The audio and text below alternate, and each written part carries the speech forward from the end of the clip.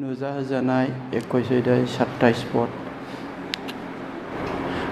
नाथाय मोंबो बादुआ लाजिथाव मावग्राफ्रा एबा नंखाय रायग्राफ्रा बे नोगोराव हाबनो हानाय नङा। सोर हाबनो हागोन? मेन्दा फिसानि गोथांनि बिजाबाव मुं लिरजानायाल' बे नोगोराव हाबनो हागोन। 2000 बोसोरनि सिगां जिसु ख्रिस्ट'आ जेब्ला संसाराव दङमोन, बे समाव बिहा 12 जन चेलाफोर दङमोन। बे 12 जन चेला एबा सोलोंग्राफोरनि गेजेरावहाय जहन्नाबो सासेमोन आरो बयनिख्रुइ खम बैसोनि चेलाया जहन्नानोमोन। बेनो दुइसिन। बिनिफ्राय 12 जन चेलानि गेजेरावहाय गासैबो बिदिनो सोरबाया गोदोना दानस' जादों, सोरबाया उल्था क्रुसाव दोजादों। नाथाय बे जहन्नाल' बोरायनानै थैदों। बेबादि बेनिफ्राय बे जहनाबो ओरैबादि खस्थ' मोनदों बै समावहाय। बियो पाटमस द्वीपआव गारहैजानाय समावहाय बे नुजाहोनाय जि बिसयखौ आं फरायदों बे जाबाय दर्शन, सिमां एबा भिजनसो। बियो जहननि जिसु ख्रिस्ट'आ गावनि आर्फनि गेजेरजों जहननो नुजाहोनाय मोनसे सिमां दर्शन एबा भिजन, आं जायखौ फरायदों। बिनिखायनो बेयाव नाथाय होननानै नाथायजोंहाय जाथायखौ जागायदों। नाथाय होनना बुङोब्ला गोबां खोथाया सावरायजाखांखाबाय आरोखि, गोबां खोथा दंमोन, बेफोर गासैबो सावरायजाखांखाबाय। बिनि उनाव मोनसे इम्परटेन्ट खोथा बुंनो थांनायावहाय बे नाथाय खोथाखौ बाहायनाय जायो। जेब्ला जोङो बे जाथायखौ बुजिनो हास्थाय 21नि गुदिनिफ्राय लामसाम नायबोला हेडिंआवहाय गोदान नख्रां आरो गोदान हा, बे जोबनाय मुगानि बाथ्रा बियो हेडिंआव। आरो बियो 9नि हेडिंआव दङ गोदान जेरुसालेम। जों जायखौ दा सावरायनो थाखाय थामथिम जादों बे जाबाय गोदान जेरुसालेमनि बाथ्रा। जेब्ला पाटमस द्वीपआवहाय जहन्ना बेबादि दर्शन नुदों, सिमां नुदों एबा दर्शन मोनदोंमोन, बे समाव जहन्ना सासे आर्फजों रायज्लायदों। सासे आर्फजों रायज्लायनाय बे आर्फनि आखाइयाव गंसे सनानि लावथि दङ, दान्दा दङ। ओमफ्राय बे दान्दाजोंहायनो बियो मोनसे गेदेरथार नोगोरखौ सुदों होननानै जोङो बेबादि फरायोब्ला फारियै फरायोब्ला जों नुनो मोनो। 16 17आवहाय आर्फनि आखाइयाव गंसे लावथि दङ एबा दान्दा दङ।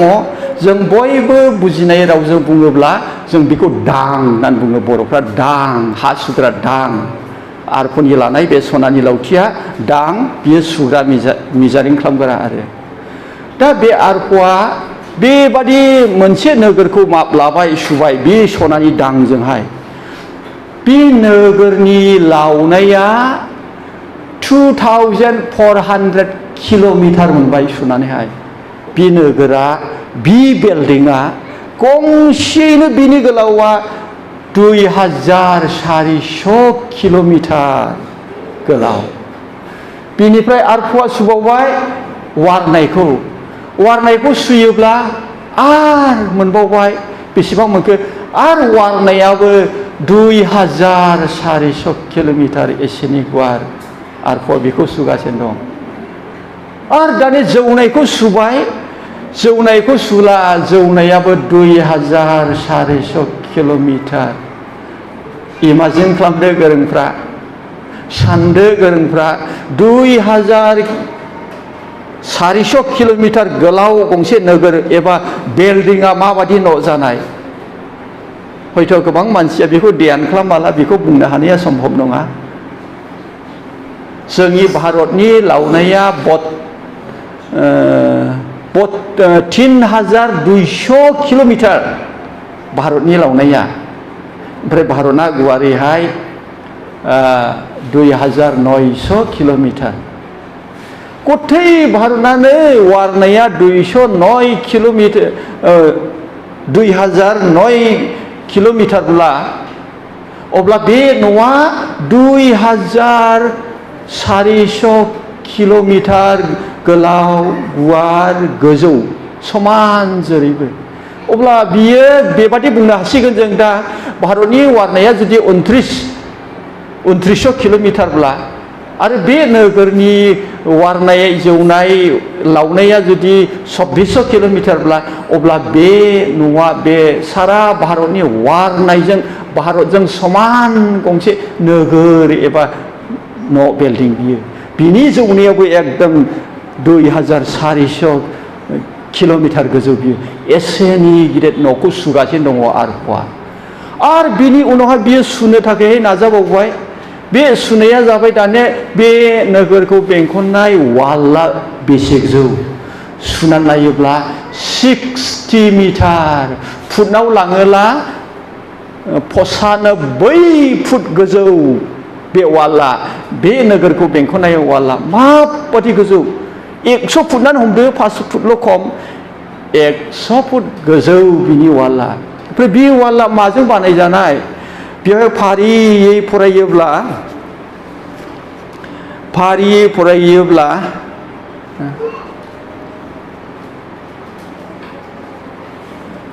मोनलांगोन बेबादि 18 फुटनिफ्राय फरायोब्ला बेयाव 12था रोखोमनि अन्थाइफोरजों बानायनाय वाल बे अन्थाइया ओरैबादि जायखौ जों दिनैसिम नुवाखै आरोखि बे अन्थाइया सना बादि जोंख्लाबो खायसे डायमन्ड बादि जोंख्लाबो ओरैबादि मैल'बान अन्थाइफोरजों खालामजानाय 100 फुटसो गोजौ वाल बेखौ सुनानै मोनदों बियो आरो बियो माजों सिरायजाबावनाय माजों साजायजाबावनाय डायमन्ड हिरा मुकुटा आरो सनाजों बानायजाबावनाय वालनो माबादि वाल जागोन बेलाय 100 फुट वाल संसाराव दिनैसिमबो गैया दे नैबेबादि सोमोनांथाव भारतजों समान मोनसे न' आरो बेखौ बेंखननाय वालआ 100 फुट गोजौ आरो बेखौ बानायनाय अन्थाइफ्रा ओरैबादि सोमोनांथाव ओमफ्राय बेयावहाय मा होननानै बुंदों बेयाव बे नोगोरावहाय सान अखाफोरनि गोनांथि गैया बेयाव इसोरनि महिमायानो स्रां होगोन बेयाव जिसुआनो देम्फ होननानै बुंदों आरोखि बेयाव सान अखाफोरनि गोनांथि गैया बेयाव एकदमबारे इसोरनि महिमाजों बियो स्रां जानानै थागोन दा बे गासैखौ बियो भिजनाव नुदों दर्शनाव नुदों नुखांनायनि उनावसो नैबे बाथ्रा नाथाय जों दा खोनाबाय आरफ'आ मा बेसे गिदिर न'खौ सुदों बेसे न' सोमोनांथाव जों कल्पना खालामनो हाया बेखौ कल्पनाजों जानाय नङा दे जोंनि कल्पना थोनाय नङा 100 आरो 2400 किल'मिटार गोजौ बिल्डिंआ नोगोरा माबादि जागोन बियो जोंनि कल्पना साननाय हनाया बेखौ जों मोनहानो थाखाय सम्भब नङा दा बे गासैखौ नुखांनायनि उनावसो नैबे बाथ्रा फैदों नाथाय मुंबो बादुआ लाजिथाव मावग्रा एबा नंखाय रायग्राफ्रा बे नोगोराव हाबनाय नङा खोथाया नैबेयाव बेरखांहैबाय बे नोगोरादि एसे गिदिर नोगोर वालफ्रा जोंब्लावलायनाय एसे गोजौ बिल्डिंआव सोर सहैनाय नङा जायफ्रा एकदमबारे मा होनो बादुआ माने पापजों बुंफबनाय निसाखौ मोजां मोनग्रा आरो आटफनाव नायोब्ला गोबां फारिलाइफोर दं जिनाहारि खालामग्राबो बेयाव सहैनाय नङा मानसि सिथारग्रा बेयाव सहैनाय नङा गिख' फोरबोनि लागै गिख' एसेयावनो एसे गिग्रा बे मानसिफोरबो सहैनाय नङा गोबां फारिलाइफोर दङ बेवहाय थगायसुलाबो सहैनाय नङा होननानै बे नोगोरावहाय नैबे मानसिफ्रा सहैनाय नङा दानिया फैदो बेनि उन बाहागोआ जाहैबाय सोर सहैगोन मेन्दा फिसानि गोथांनि बिजामाव मुं लिरजानायल' बे नोगोराव हाबगोन मस्ट इम्परटेन्ट बयनिख्रुइ गोनांसिन बाथ्रा गोसोआव लाखिनांथाव बाथ्रा जों साफ्रोमबो सोरगोआव थांनो थाखाय जों खृष्टान जादों खृष्टान जायोब्लादे जों सोरगोआव थांगोन माखासेखौ दिन्थिखाबाय नै बे मानसिफ्रा बाहेरायावसो थागोन होननानै आरो बाहेरानि ओंथिखौ बेखेवलाङोब्ला बिसोर नोरोगाव गारजागोन नैबेखौ मोनलांगोन दा सोरा थांगोननो सोरा हाबनो मोनगोन बे एफा गिदिर न'आव वालफ्रानो जोंब्लावलायनाय आरो बेखौ एक्सप्लेन खालामोब्ला बे थालाफ्रा ओरैबादि जोंब्लावनाय माने सिबां बे दर्शनखौ नोंनो नुनाय बादिसो मोनलायलायो ओरैबादि जोंब्लावनाय मोनसे सोमोनांथाव बे थालाफ्रा ओरैबादि बे जायगायाव थोंजों जायफोरनि नामा गोथांनि बिजाबाव लिरजादों बुक अफ लाइफ ओमफ्राय एसामिसावहाय जीवन पुस्तक होननानै बुङो जोंनि बर' गोथांनि बिजाब बे गोथांनि बिजाबाव मुं थानायफोरल' बे नोगोराव हाबगोन अब्लाथ' जोङो नाम लिरजाथारनांगोन गोथांनि बिजाबावहाय नाम गोनांफोरल' लिरजानायल' हाबगोन बे आं बुंनाय बाथ्रा नङा जिसु ख्रिस्ट'आ आरो फकथन हरनानैहाय जहननो बै उननि फिरि फोथायारिफ्रा जाहाथे मिथिनो हायो बुजिनो हायो बिनि थाखायसो बे दर्शनखौ होदों जोंखौ भबिष्यतबाणीखौ मिथिहोनो थाखायसो बेयाव बुंबायब्ला रावबो हाबनो हानाय नंला नाम गैयिफ्रा जीवन गोथांनि बिजाबाव मुं थायै मानसिफोरा रावबो सहायनाय नङा बा हाबनो मोननाय नङा बेयाव आं बुंनायजों आं नाजानायजों सोरबा माबा मोनसे खालामथाबनायजों बेयाव सहायनाय नङा बिनिखायनो जोङो माबा मोनसे खालामनांगोन बेयाव हाबनो थाखाय बे बाथ्राखौ बुजिनो थाखाय आं खिसु खोथा गोसोखांदों 18आव 2018आवहाय आसामाव मोनसे आयेन बानायदों बे आयेना जाबाय एनआरसि एन नेशनेल आर रेजिस्ट्रेशन सी मीन्स सिटिजेनशिप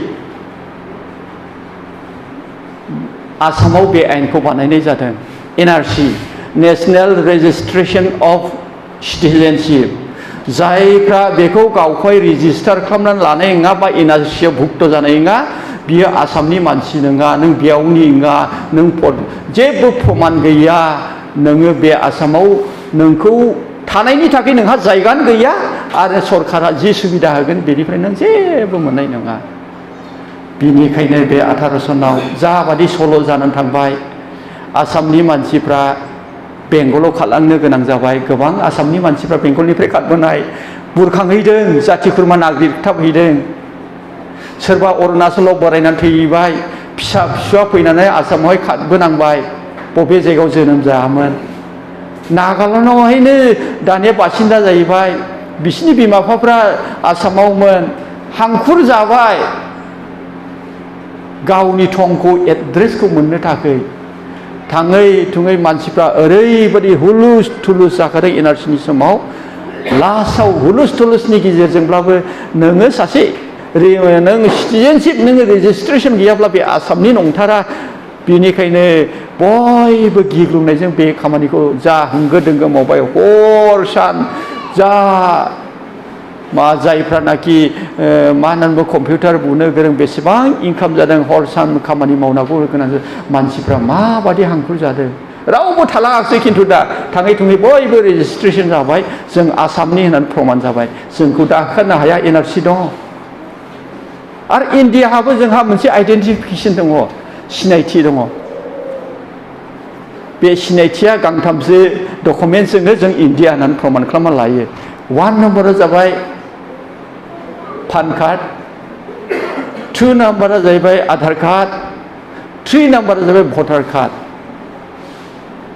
पेन कार्डनाव नोंनि गासै साइ सम्पति लकेसन धन दौलतनि गासैबो हिसाब खिथाबा बेजोंनो ओंखारजोबो आरो नोंनि फुल एड्रेसा आधार कार्डनि गेजेरजों ओंखारनो आरो नोङो बे हादरनि दे मानसि नों दे भट होनानै बेसेबांबा समनिफ्राय नों बेयाव दङ बिनि प्रमान हिसाबै भटार कार्ड बे मोनथाम थायोब्ला आङो इन्डियानि होननानै प्रमान जायो आरोखि दा बे बिसयफोरखौहाय गोरलैनिफ्रायनो प्राइमारियाव हाबनायनिफ्रायनो आधार कार्ड पेन कार्डफ्रा गासैबो गोनांथि जाबाय आरो मस्ट इम्परटेन्ट बेखौ साफ्रोमबो भारतनि मानसिफ्रा मावनानै लाजोबो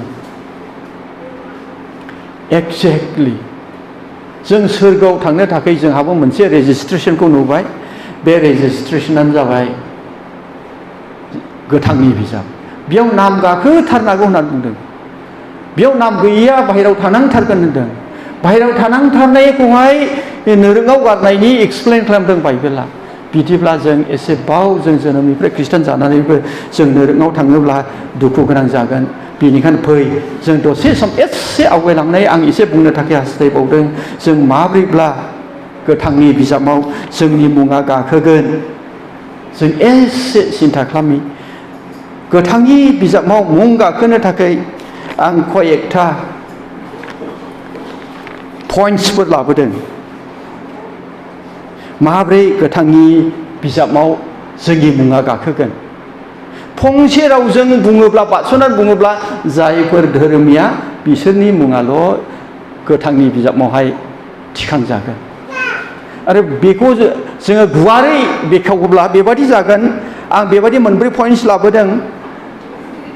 बे गोथांनि बिजाबावहाय जों मुं लिरजानो थाखायहायनो जों 1 नम्बराव जोङो इसोरनिफ्राय पाप खेमा मोननांथारगोन।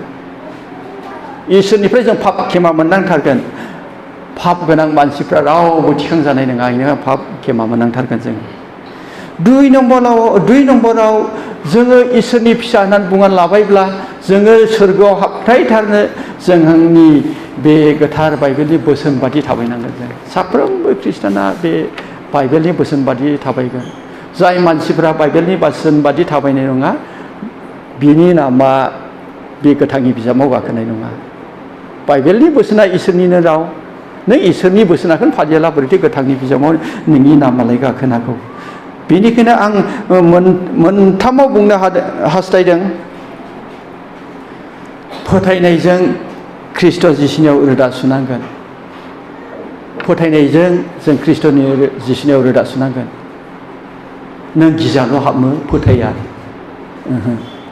नोंनि मुङा गोथांनि बिजाबाव गाखोनाय नङा। आरो मोनब्रैयाव बेखौनो बुंनानै फोजोबगोन आङो। जेसेनो फोलावो एसेनो गोलाव जालाङो। गोथार जिउजों जों सुफुं जानांथारगोन। अब्लासो नोंथांनि मुङा गोथांनि बिजाबाव गाखोगोन। आं खेबसे रिपिट खालामनो थाखाय नाजाबावदों। पाप खेमा मोनथारनांगोन जोङो। पाप गोनां साफ्रोमनिबो मुङा एकदमबारे बे गोथांनि बिजाबाव लिरजानाय नङा।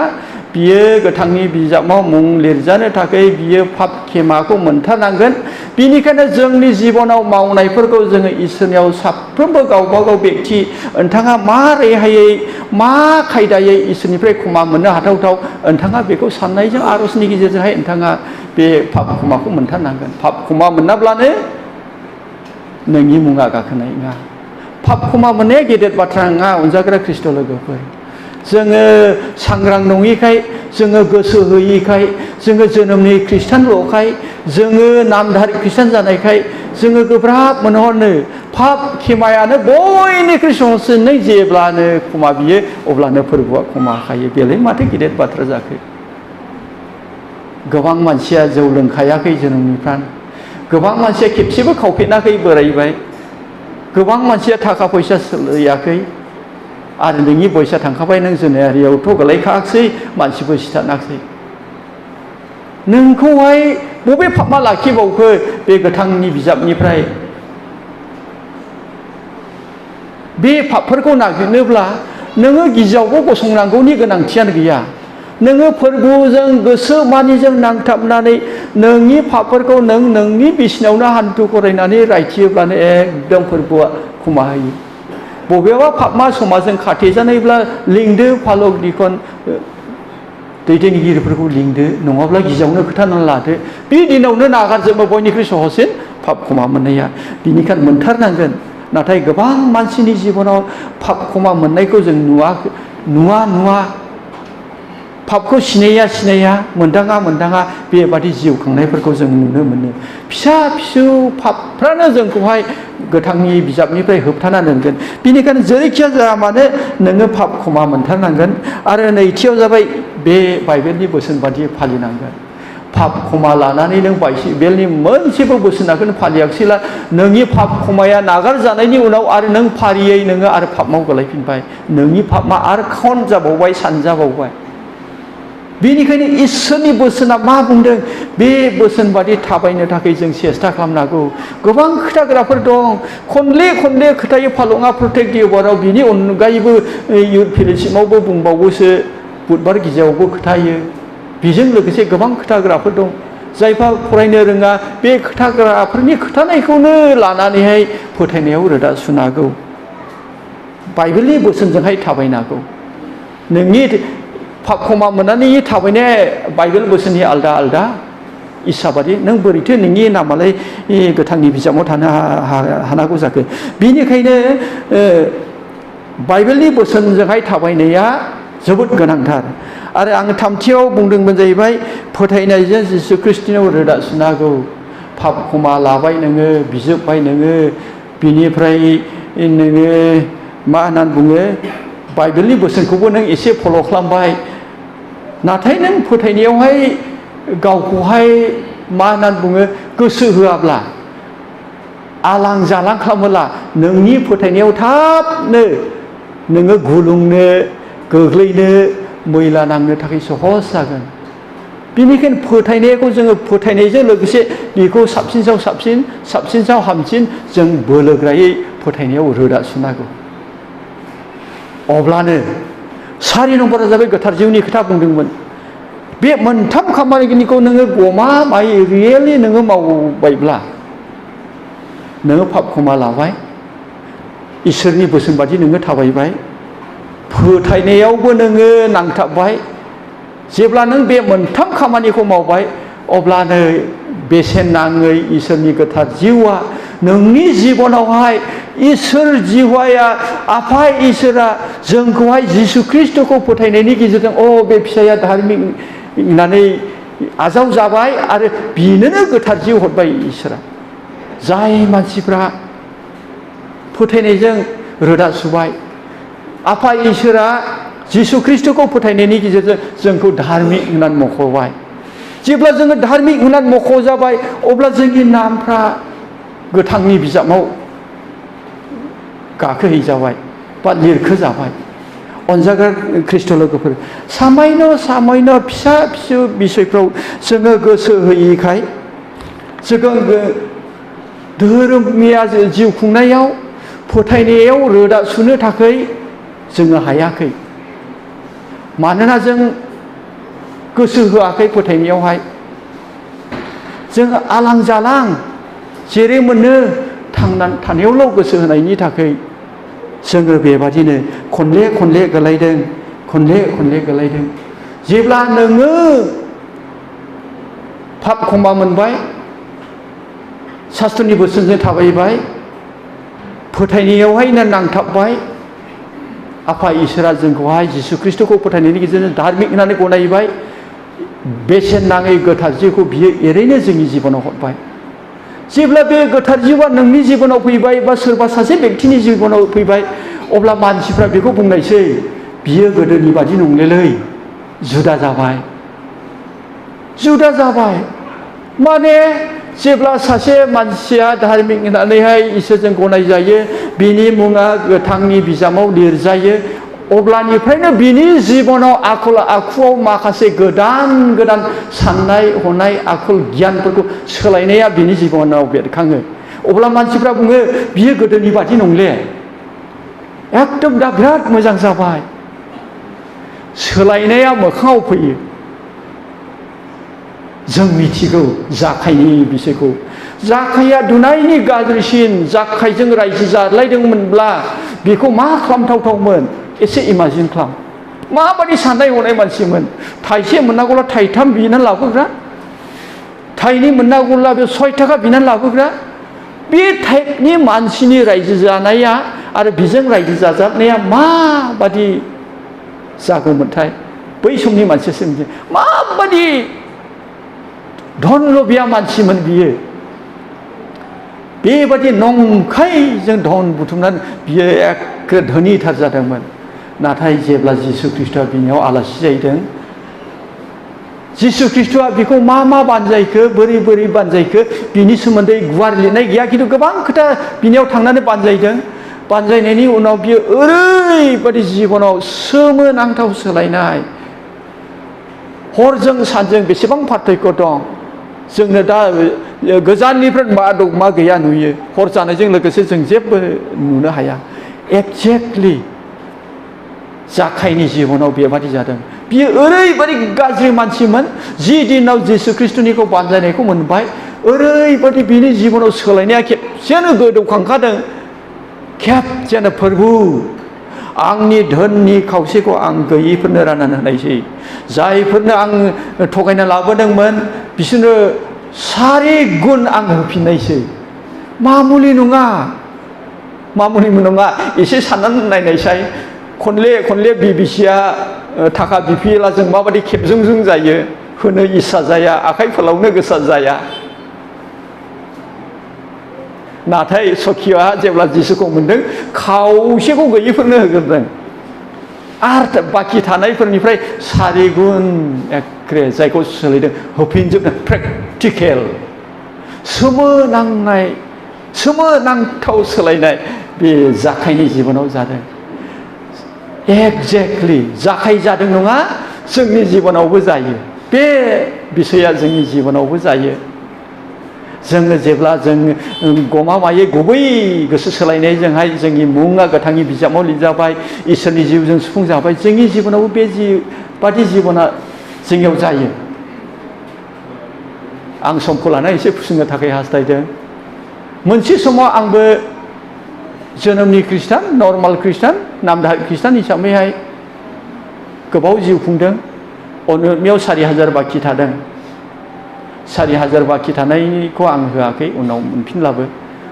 जि दिनाव आङो फोरबो आं दिनैनिफ्राय नोंनि उन आगान बादि थाबायनोसै आं एग्रिमेन्ट खालामदों, फोरबोनियाव रादायखादों। बिनि उनाव आं दलद थांनानै अनुपनो हैदों आङो। अनुपथ' गैया, अनुपनो हैदो बे 4000 थाखा नै होननानै। मानिमोन आं जेबो बुंले, माबानो रबिनो होदां 4000 नै अनुपनो हैदो। 4000 हैदो आङो। बेंथलावहाय बाफिनियावहाय 100 थाखा बाखि दंमोन। बाफि 100 थाखा होनांगौ दंमोन आंनिया नोंनि सेन्देल बाखि। अब्ला हिनजाव थैनानै थांखांखाबायमोन नामाथाय, जा नायहाबबाय बियो, हाब 100 थाखा मा सदनि, रावबो बिदिखौ होफेराखै। बेयाव न' लुदों, माबा मा होनो स्कुल न' लुनायाव कन्टिनिउ न'आ लुगासिनो दङ। दानि सान्दिया बे दखानदारा ग्रामिन बिकास बेंकनि नांजाबनाय दखानदारा थैनानै थांबाय। थैनानै थांनानै दखाना क्ल'ज जाबाय। ओमफ्राय आं जेब्ला बिनि फिसाज्ला खुलिदों अब्ला थांनानै, ओइ भाइ नोम्फानियाव बाखि लानाय दंमोन, आं मिथिबाय। आंनि आन्दाजाव 1000 नङाब्ला 1200। आं नोङो गोसो खुसियै आं 1000खौ होनायसै, 1000 ना 1200 मोन आं गोसोआव गैले। नों बे फुजा टाइम समाव नों एन्जय खालामनो आं नोङो होबाय। जा नायहाबदों बियो आंखौहाय, माब्रै जाखो होननानै। जिबनाव बेबादिखौ नुफेरनाय नङा आरो आं नुफेराखै। सेमलावहाय 120 थाखा दंमोन। थांनानै हैबाय आं, सेमल नै घरि बाखिया 100, फुराना गोजोब बे गासैबो। आं बेजोंहाय गोसो गोरबोनिफ्राय नोंथांनो थुलुंगानो थाखाय बे लाइफ टेस्टिमनि आंनि जिबनाव आं बे मावनो हानाया बे आंनि बोलोजों नङा। आंनि बोलोजों आं थगायनानै दंखायोमोन। नाथाय जि दिनाव आं प्रमिस खालामबाय फोरबोखौ आजावनाय, बे दिनावसो बे बोलोफ्रा फैदों। बिदिनो जेब्ला नोङो गोसो गुबैयै सोलायबाय, नोंनि मुङा गोथांनि बिजाबाव थाबाय, रियेलि नोंनियाव सोलायनाया फैथारो। सोरबा मानसिया बुंदों आङो सोलायबाय, आङो धार्मिक मानसि, आङो बेबादि होननानै बुंनानै बिनि मावनाय रायनाय होननाया बाइबेल बोसोन बादि थाङाखैब्ला, बिनि जिबनावहाय खनले खनले गोरोन्थिफ्रा बेरखांदोंब्ला साननांगौ दङ। अनजाग्रा ख्रिस्ट' लोगोफोर, सोलायनाया नुजाखांथारखायो। बेनिखायनोसो जाकब बिजाबाव बुंदों मावनाय गैयाब्ला फोथायनाया गोथैनो। बे जाबाय मावनाय, प्रेक्टिकेल। बेनिखायनो अनजाग्रा ख्रिस्ट' लोगोफोर, आं एसे बुंबावनो थाखाय हास्थायबाय सर्टलि। गोथांनि बिजाबाव थानाय मानसिफोरनियाव माखासे आखुथायफ्रा बेरखाङो। आं बेखौ जाखायनि लाइफखौ बुंबाय, आं आंनि सुंद' टेस्टिमनि होबाय। बिनिफ्राय शास्त्रआव थानाय जायखौनाखि जों बयबो मिथिखागौ, गालाथियानि 5:22 बेयाव माखासे आखलफ्रा बिनियाव बेरखांबाय थायो। बे सिगां जोंग्रामोन, बे सिगां थगायग्रामोन, बे सिगां मिसा गन'खथा बुंग्रामोन, बियो एसेयावनो खमा होनो रोङामोन। किसिम किसिमनि आखलफ्रा थाब्लाबो जेब्ला नोङो गोसो गुबैयै सोलायबाय, इसोरजों धार्मिक होना आजाव जाबाय, नोंनि मुङा गोथांनि बिजाबाव गाखोनायनि उनाव मा जागोन? नोंनि जिबनाव अननाया बेरखांथारगोन। गालाथिया 5:22 टेस्टपनाव 9था आखुथाय फिथाइफोर होननाया बेनो। बे मानसिनियाव जायफ्रा धार्मिक मानसिफोर, जायफ्रा सोरगोनि थाखाय थामथिम जाथारबाय गमामायैनो, बे मानसिफोरनो बे आखुथाया बेरखांगोन। बिनि जिबनाव अननाया बेरखांगोन, गुबुननि थाखाय माया बेरखांगोन। बिनि जिबनावहाय दुखु निदाननि गेजेरजोंबो रंजानाया बेरखांगोन। संसाराव दं हिसाबै नोंनि जिबनावहाय दुखुआ फैखागोन, अभाबा फैखागोन, नाथाय रंजानाया नोंनि जिबनावहाय बेरखांगोन, गोजोननाया बेरखांगोन। रायजाबाय, बुंजाबाय, अपमान होजाबाय, बेसेबां लाजिथाव। बे बिसयफोरखौ जोङो मोदोम हिसाबै मालाबाबो हाया। जों खाथुमनानै नोंखौ मालाबा सम मोनोब्ला, नाथाय नोङो गोथांनि बिजाबाव मुं थाबायब्ला नोङो गोजोनगोन। है मा सानखो बे भुल बुजिनानै आंखौ होथारबायलै, होदों अजाया दे, अजायासो जागोन आरोखि। एसेग्राब लाजिथावजोंहाय खोथा बुंजाबाय, रायजाबाय, अजायाव सैगोन। बिनिफ्राय 4 नम्बराव सैसोगोन। मस्ट इम्परटेन्ट, सोरबा मानसिया गावखौ धार्मिक खोथाबाय, फोरबुनि हाबा मावो, फोरबुनि लामाजों थाबायोब्ला बे सैसोनाया जोंनि थाखाय गोनां। खनले खनले जिसु ख्रिस्ट'आ जोंनि फोथायग्राफोरनि जिबनाव माबायदि खस्थ' निदान लांसुनियाफ्रा नुजाफैगोन बेखौ खोथा लांखादों, जोंनियाव फैथारखायो। बिनिखायनो सैसोनाया जोंनियाव एखे बेरखांथारनांगोन आरोखि। नोङो सैसोनो हायाखैला लगे लगे काउन्टार, लगे लगे एन्सार, लगे लगे एखे उत्तेजना, राग जोंफ्रुनाय हमथानो हायाखैब्ला, अब्ला निस्सय साननानै ला गोथांनि बिजाबाव आंनि नामा सम्भब गैया जानो हागौ। गोथांनि बिजाबाव थानानै नोंलाय माथो एफाग्राब जोंफ्रुबायनो हानांगौ जाखो। सैसोनाया जोबोद गोनां। अनसोनाय, अननायाथ' फोरबुनि देरसिन फोरोंनायखा। बे अननाया जोंनियाव थानांगौ। गुरै जानाय, एखे गुरै जानो नाजाथारनांगौ। पौलाखौ नोंथाङा मिथिगौ माबायदि अख्रा मानसिमोन। हिन्जावफोरखौ बुनानै, मण्डलिफोरखौ बुफायनानै, जेलाव सोनानै बुथारबायनो ओरैबायदि दुथां होसोख्रुबबायग्रा पौल। जेब्ला जिसुखौ मोनबाय, अन्थाइजों खुबैजाबाय। जेब्ला जिसुखौ मोनबाय, होसोजाबाय। जेब्ला जिसुखौ मोनबाय, रायदों लावथिजों खयबार बुजादों। जेब्ला जिसुखौ मोनबाय, खयबार जेल जादों, हिसाब गैया। बेखौ करिन्थियाव नायला मिथिनो मोनगोन। एकदमबारे गुरै जानाया गोनांथार। जों सेस्था खालामनांगौ। मोदोम दंखायो जों हाथारा, खिन्थु हानो थाखाय जों नाजानांगौ। फोरबुआ जोंखौ सहाय खालाम। जोंनि मोदोमजोंथ' हाखाया, फोरबुआ जोंखौ सहाय। फोथायजाग्रा जानाय, फोथायग्रा जानाय मस्ट इम्परटेन्ट। सोरबा सोलियोला सोलिथों, बे सोलिनायनि बिसोरा फोरबो लागोन, नाथाय जों फोथायग्रा जानांगौ। गाहाम जानाय, गाहाम जानाय। आनै रुफि फैयाखैमोन आं जेब्ला आनै रुफि फिसाया थैदों, आमाय दन्दाया थैदों, बेस्रा महन बाल' माइन मोनखादों। फिसाफ्रा 7 थालांदों। बालाफोराव बयनिख्रुइ बांसिन इयुथ फेलोशिप हाबग्रा होननाया आमाय दन्दा, आनै रुफि, ओमफ्राय बिसिनि फिसाफ्रा एखे लाइन लाइन नेलथं लानानै गिजा हाबग्राफ्रा। आदा सुलायन गोसोआव दङ ना? रावबो फेमिलि हाबा, खिन्थु बियो एखे न'खरनि गथ'फोरखौ लानो हाबोमोन। बेबादि आरोखि। गोबां समनि उनाव एसे गिदिर निदानाव फिसाया थैनानै थांबाय, नाथाय महन बामायल' 7 गथ'खौ लानानै 1.5 माससोल' जाजायो। बिनि गेजेराव बियो ओरैबायदि थुलुंगानाय मोननानैहाय 110 होनांगौ होननायखौ बुजिनानैहाय नेक्स्ट स्टेपावहाय बियो आदामन लाबोनानै 4 मनल' थादों। बियो गिर्जाखौ सिगांनिफ्राय हाबदों। बिनिफ्राय जों जायफ्रा हाबदों जों मिथिगौ बेसेबां हेफाजाब लादों इयो गिर्जायावहाय, आर'जनि मदद लादों। दा बिसौ फिथाइ गासैनि थाखायबो। फिसाज्लाया सासे हाबा होनांगौआ बिहावान होना होबाय। सासे फिसाजोखौ बिबो माहाजोनथार फिसाय मोनहैबाय। आरो सासे ममितानिबो मोजांथार पजिसन, मोजां सेंग्रा मोनबाय। थांनानै थानायनि बेबस्थाबो गाज्रिद्राय नङा। आरो बिनि बिनानाव मा होननानै बुङो, रिता, बिबो एभेन्जेलिस्टआव मोनबाय।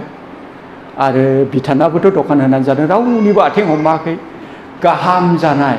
सासे मावरिया दुखिया, फिसाय थैनाय समाव महन बाल' माइजोंहाय बियो संसार खुंनाय मानसि, नाथाय गाहाम जाबाय बिनि जिबनाव।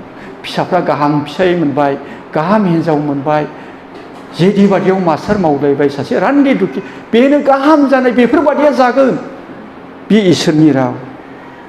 आरो जोबथानायाव गावखौ हमथानाय। मस्ट इम्परटेन्ट, बयनिख्रुइ गोनांसिन। जाय मानसिया गावखौ हमथानाय नङा, निदानावबो गोलैगोन,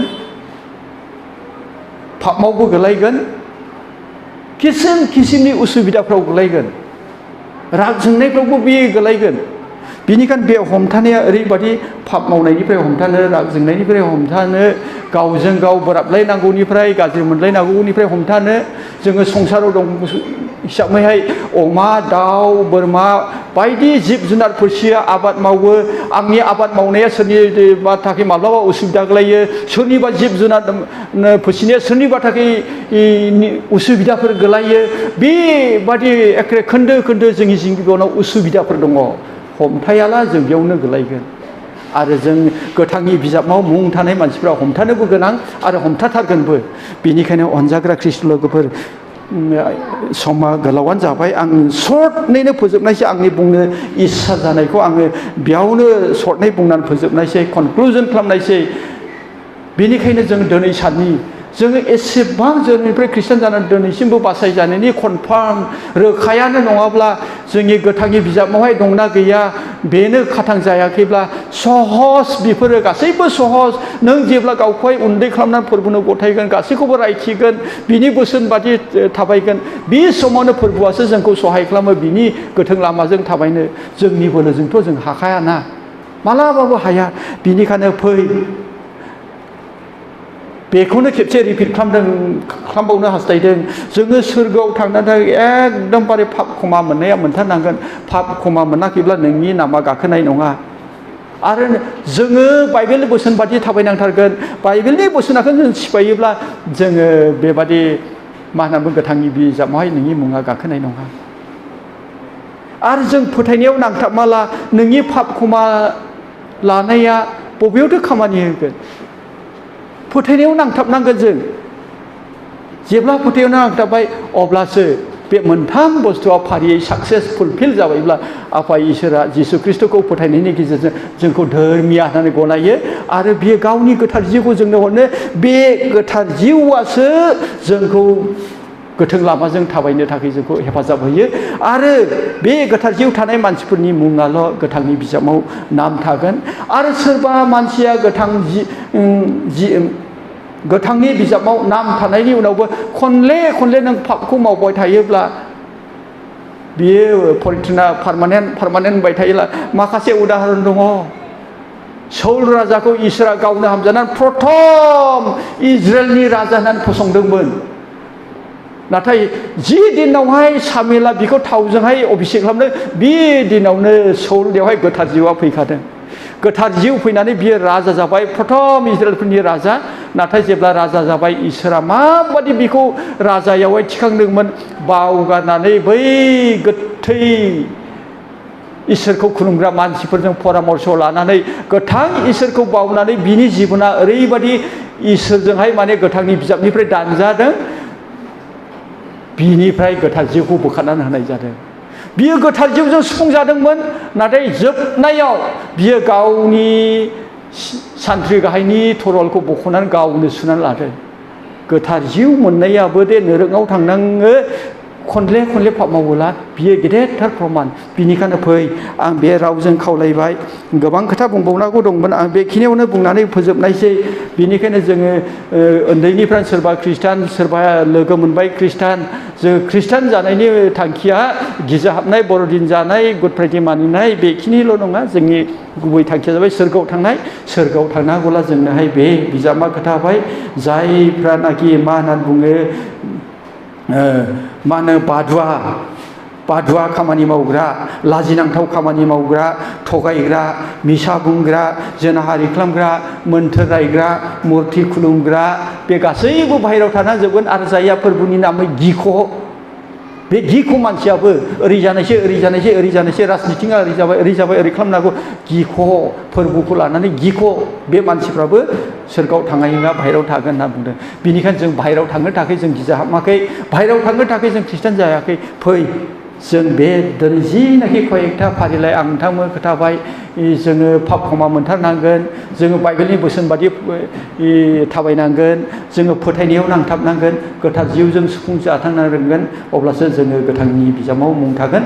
गोथांनि बिजाबाव मुं थानायफोरल' बै 2400 किल'मिटार गुवार, 2400 किल'मिटार गोलाव, 2400 किल'मिटार गोजौ नोगोराव हाबनो मोनगोन होनना बुंनाय रावा बे नोगोरा सोरगो रायजोआनो बेवहाय भिजननि गेजेरजों मालाया माबोरै सानना नाथाय बे भिजननि गेजेरजों सोरगोनि आकृति बेसेबांसि बरनाय जागोन गथै भारतनानो गंसेल' बियो बिल्डिं बियो अख्रां बादजासे बिल्डिं जागोन बेयाव गोथारफ्रा थागोन नोंथाङाबो आंबो बेयाव थांनांगौब्ला जोङो पाप खेमा मोननांगोन बाइबेल बोसोनजों थाबायनांगोन फोथायनायाव नांथाबगोन आरो इसोरनि जिउजों सुफुंनांगोन खोनासंग्रा साफ्रोमनिबो जिबनाव इसोरा बे गोनांथार बाथ्राखौ रिंखांबाय थाहोथोंसै आं बेखिनिखौनो बुंनानै दोनथ'बाय आमेन।